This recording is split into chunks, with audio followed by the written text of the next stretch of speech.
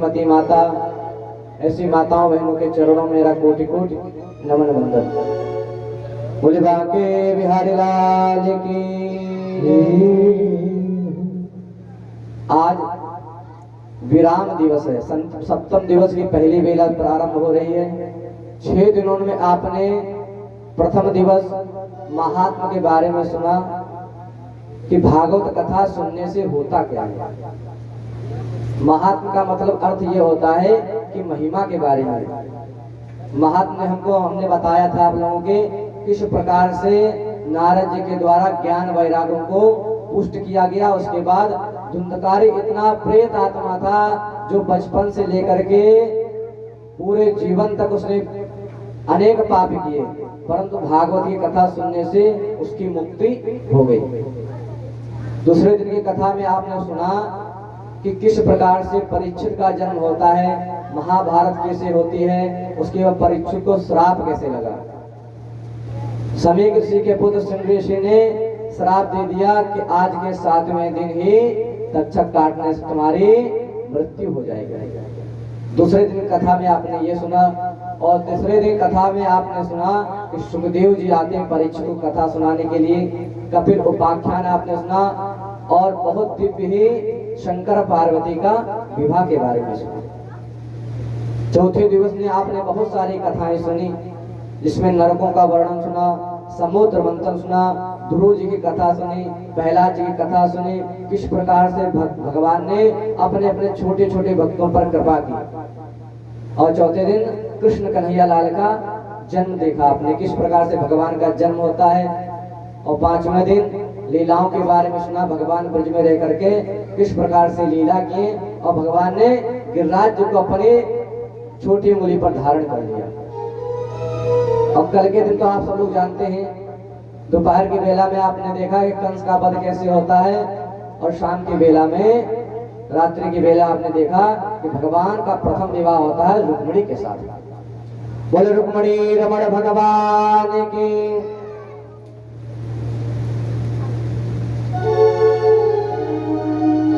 भक्तों, ये हमारा जीवन जो है ना, ये कलयुग चल रहा है। सुखदेव जी कहते हैं परीक्षित, एक कलयुग इतना प्रबल है कि इस प्रकार हमारा जीवन समझो जैसे कि एक अजगर बहुत बड़ा लेटा हुआ है अपना मुंह खोले हुए। समझना मेरी बात को।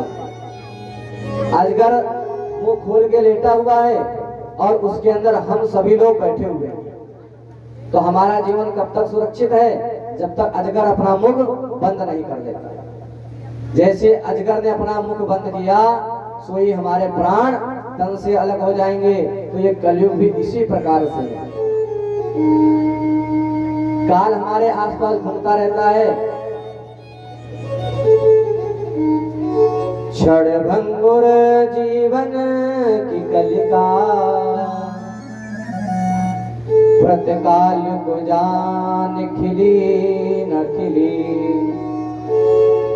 मलयाचल की सुच शीतल मंद सुगंध मिली न मिली। कलिकाल कुठार लिए फिरता, तन नम्र है चोट झिली न झिली। अरे रट ले हरि नाम हरि रसना, फिर अंत समय में हिली न हिली। कहते हैं कि रट ले हरि नाम हरि रसना, फिर अंत समय में हिली ना हिली। कि हमारा जीवन जब तक है, कल का भी भरोसा नहीं कि हमारा कल भी हम जग पाएंगे या नहीं जग पाएंगे। कल का प्रातः काल का सूरज हम देख पाएंगे या नहीं देख पाएंगे। तो जैसे अभी हमारा शरीर चल रहा है, स्वच्छ है, तो आके कथा में बैठ गए। एक दादाजी अभी 10-11 के बजे के समय में हमारे पास बैठे हुए थे। कह रहे थे पंडित जी, हमारा शरीर काम नहीं कर रहा है, हम आपकी कथा 1-2 दिन तो घर बैठे बैठे सुने, परंतु आपकी कथा इतनी अच्छी लगी तो हमसे रहा नहीं गया। तो हम धीरे धीरे चल करके आपकी 2 दिन कथा सुनने के लिए आए। कह रहे दादाजी, कह रहे भैया क्या करें, अब पैर हमारे काम नहीं कर रहे हैं, चल नहीं पा रहा हूँ, कैसे आऊं रोज। तो अपने घर में बैठ करके कथा आपकी सुन लेता हूँ। बहुत अच्छी आप कथा कर रहे हो। तो अभी हमारे पैर चल रहे हैं, हाथ चल रहे हैं, तो हम दौड़ के चले आते हैं कथा सुनने के लिए। अब ये सोच के रहते हैं कि हमारे नाते का बेटे का विवाह हो जाएगा तब भगवान का भजन करेंगे। अरे हमारे जीवन का कोई भरोसा थोड़ी ना है कि हमारे नाती का विवाह के बाद ही हम मरेंगे। अभी हमारे पैर चल रहे हैं, हो सकता हमारा कभी ऐसा ना हो हमारे हाथ पैर टूट जाए कि हम अपाहिज हो जाए, कहीं चल ना पाए। इसलिए भजन हमेशा ना जवानी में कर लेना चाहिए। यदि जवानी में आप भजन कर लोगे ना तो बुढ़ापा का ये मत सोचो बुढ़ापा भजन करके, जवानी में भजन करके रखो। भजन कर मस्त जवानी में, बुढ़ापा किसने देखा रे। भजन कर मस्त जवानी में, बुढ़ापा किसने देखा है। भजन करो मस्त जवानी में, बुढ़ापा किसने देखा है। भजन कर मस्त जवानी में, बुढ़ापा किसने देखा है। भजन कर मस्त जवानी में, बुढ़ापा बाबे बिहारी लाल की।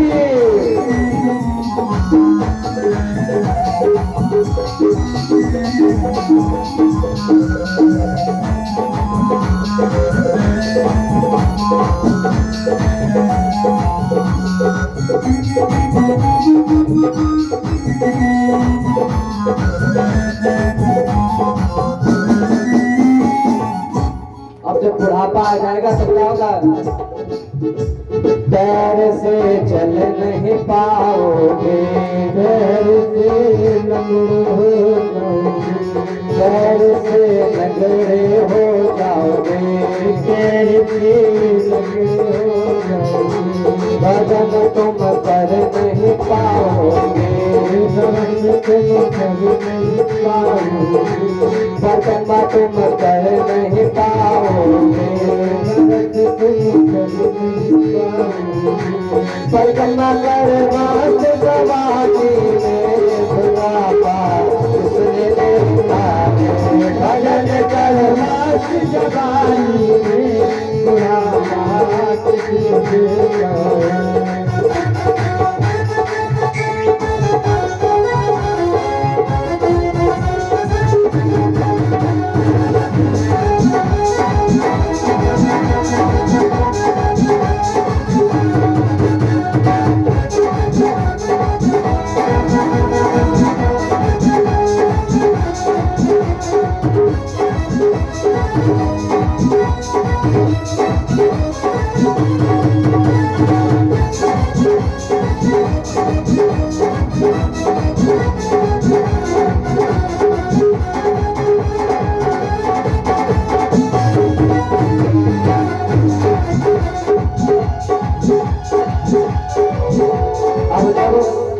बुढ़ापा आ जाएगा ना, बुढ़ापा आ जाएगा तो क्या हो जाएगा। बुढ़ापा जैसे आने लगता है, बुढ़ापे की ये विशेषता है कि हमारे धीरे धीरे एक एक अंग टूट देने लगते हैं। पैर से हम चल नहीं पाते हैं, आंख से देखना बंद हो जाता है,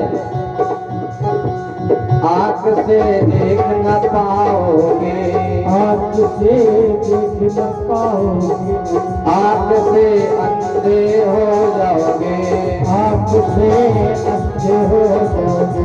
दर्द तुम कर नहीं पाओगे, दर्द तुम कर नहीं पाओगे, दर्द तुम कर नहीं पाओगे।